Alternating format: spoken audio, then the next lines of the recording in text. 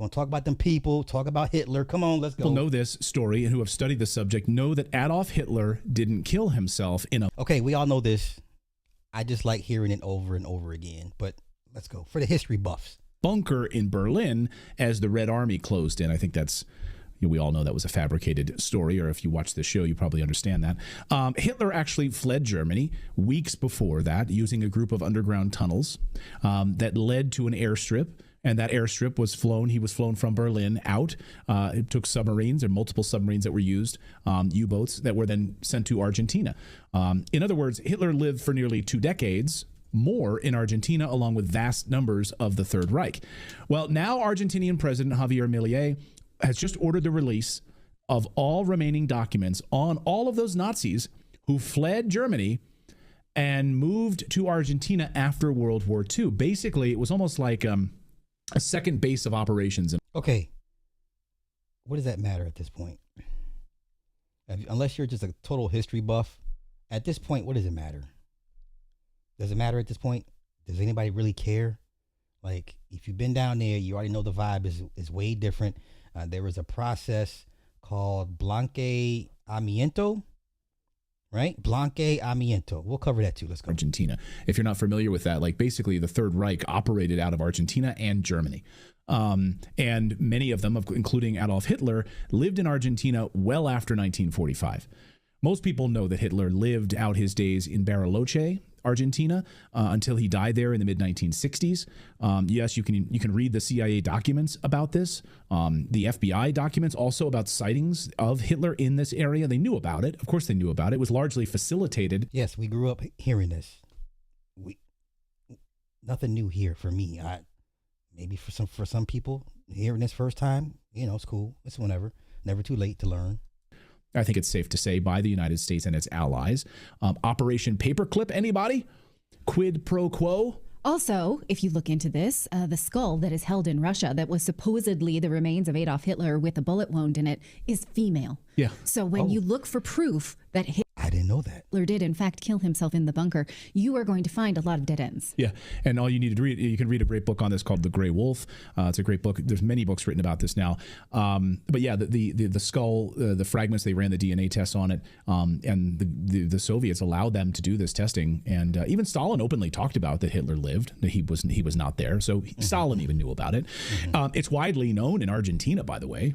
Well known that Hitler sired 2 children while he lived in Argentina. Okay. So there's a term called blanqueamiento, and that's practiced in South America. All right, which ties into this there we go, blanqueamiento. Oh, are you giving it to me in Spanish? No, I want English. Okay. Blanqueamiento. It ties into South America. Oh, wait, is it really? Translate. Yes, please. Translate this page. Okay. The term blanqueamiento has its roots in Latin America and is used more or less synonymously with racial whitening. Okay.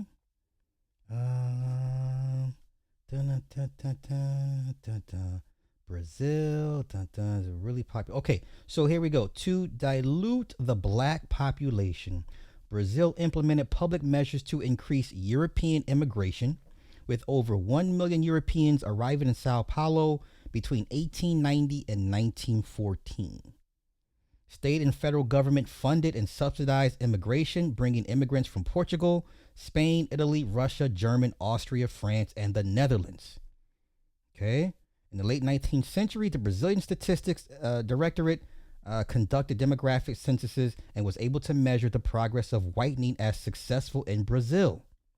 This is where you Negroes, you know what? Okay. Because y'all be like, all the slaves went there and the blackest people are in Brazil. Okay. All right. Okay, sure. Social whitening occurs in many Latin American countries and can take the form of ethnic self-identification.